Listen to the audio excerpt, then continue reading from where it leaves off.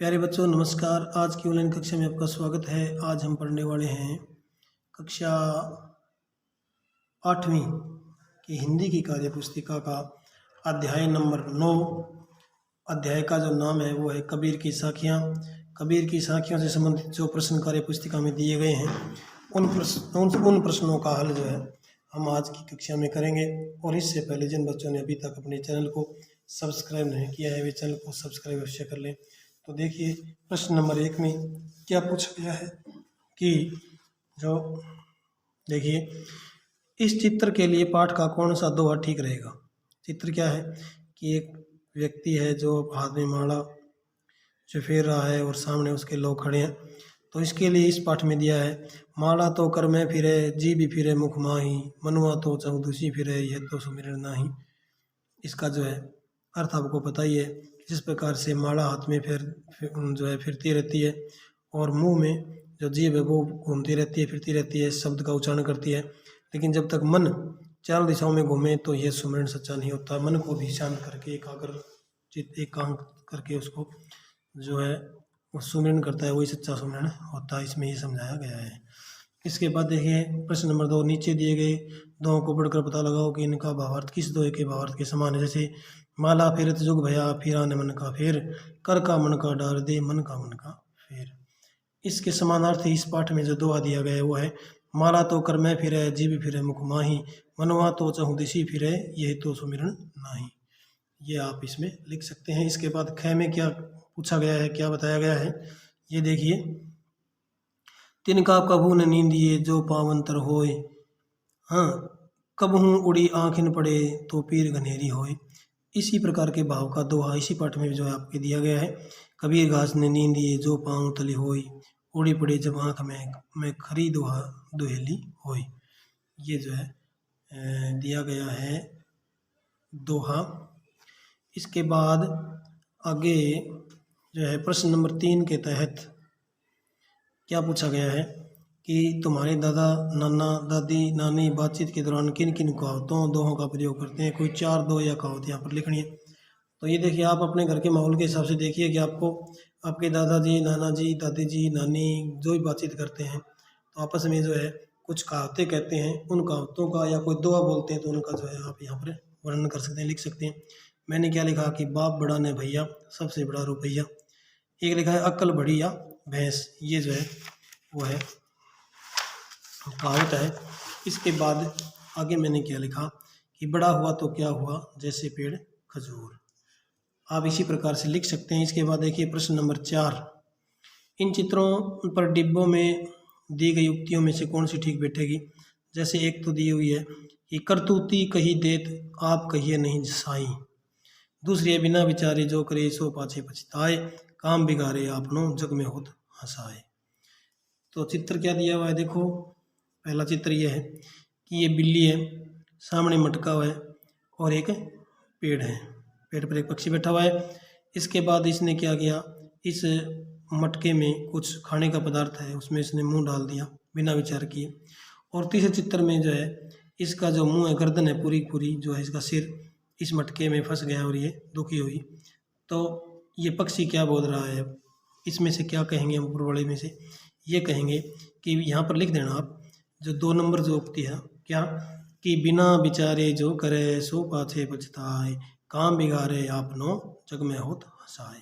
कि बिना विचार किए जो कार्य करता है वो बाद में बड़ा पछताता है, खुद का काम बिगड़ता है और लोग उसकी जो है हंसी उड़ाते हैं। ऐसा इसमें बताया गया है। इसके बाद देखिए आप जो है आगे दूसरी जो है चित्र ये है, दूसरा चित्र ये क्या है कि ये कोई साइकिल की रेस होनी है।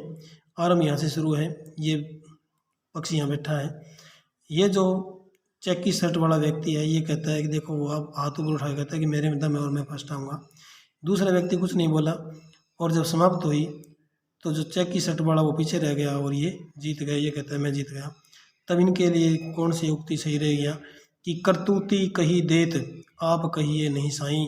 इसका अर्थ यह है कि जो आप कार्य करेंगे वो अपने आप बोलेगा, काम बोलता है, खुद को बोलने की आवश्यकता नहीं है। इसी प्रकार से प्यारे बच्चों यदि आप पढ़ते हैं अच्छी पढ़ाई करते हैं तो आपके लिए मैं यही कहूँगा कि जब आपका रिजल्ट आए तो आपके जो अंक आएंगे वो बहुत बढ़िया आएंगे, अच्छे अंक आएंगे आपके पास, वो अच्छे मार्क्स लेके होंगे।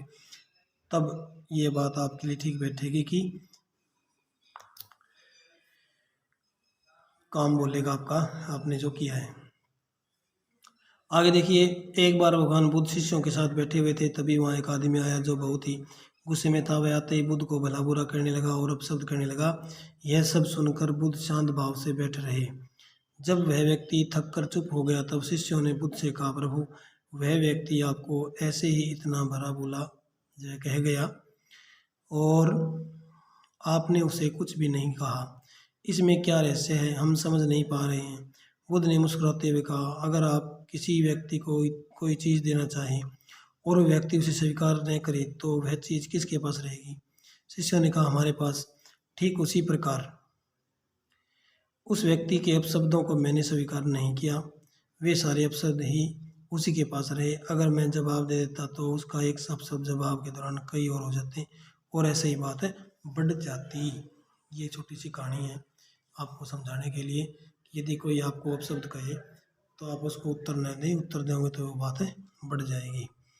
तो यहाँ क्या किया गया है कि इस प्रसंग पर कबीर जी की कौन सी साखी ठीक बैठेगी?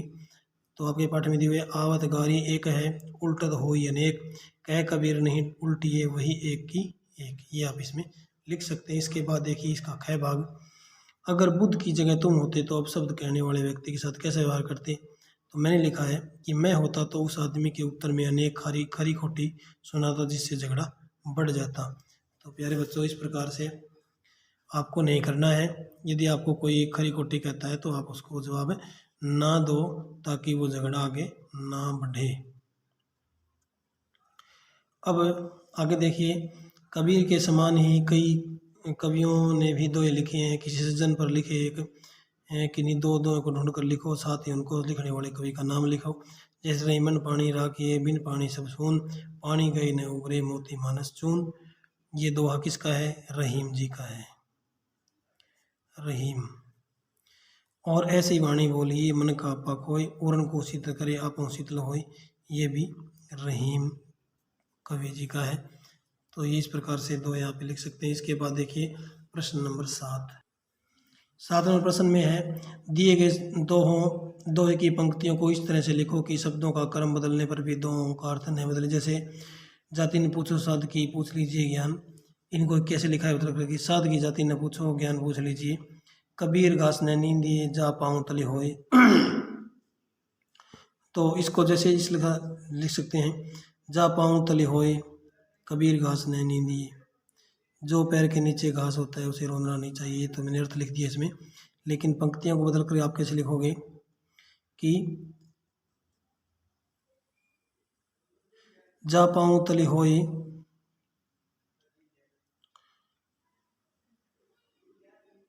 देखो ऐसे लिखो। इसमें कहता है कि जा पाऊँ तले होए कबीर घास ने नींदिए। इस प्रकार से भी लिख सकते हैं और इस प्रकार से इसको थोड़ा और बदल सकते हैं कि कबीर घास ने नींदिए। नहीं, आप इसी प्रकार से लिखेंगे कि जा पाऊँ तली होए कबीर घास ने नींदिए। जा पाऊँ तली होए कबीर घास ने नींदिए। इसके बाद जो दूसरा है, इसमें आप जो है बदल करके, ये मैंने अर्थ लिखे इनके कि इसका अर्थ क्या है कि जो पैर के नीचे घास होता है उसको रोना नहीं चाहिए। दूसरा है, मोल करो तलवार का पड़ा रहने दो म्यान, कि म्यान का वो छोड़ करके तलवार का मोल होता है, तलवार का मोल करना चाहिए, तलवार की वैल्यू समझनी चाहिए। तो इसको आप कैसे लिखोगे कि म्यान पड़ा रहने दो, मोल करो तलवार का मोल करो। म्यान पड़ा रहने दो, तलवार का मोल करो। तो अर्थ यही रहेगा। शब्दों को हम आगे पीछे कर सकते हैं, वो ही करना है। आगे, बिलखत मन हरि के बिना दर्शन बिना नहीं चैन, कि हरि के बिना जो है मन बिलख रहा है और दर्शन नहीं हुआ तब तक उस चैन नहीं मिलेगा। ये मैंने इसका अर्थ लिखा। यहाँ अर्थ के स्थान पर आपको लिखना है। तो इसमें क्या लिखोगे कि दर्शन बिना चैन नहीं और हरि के बिना मन बिलखत, हरि के बिना मन बिलखत, हरि के बिना मन बिलखत और दर्शन बिना चैन नहीं। इस प्रकार से बदल करके ले सकते हो, अर्थ यही रहेगा। इसके बाद प्रश्न नंबर 8, इसमें क्या पूछा गया है कि दी गई पंक्तियों को कबीरदास की भाषा में लिखो। एक स्त्री आती है, एक नारी आवत है। तुम बहादुर मालूम होते हो तो तुम बहादुर लागत हो।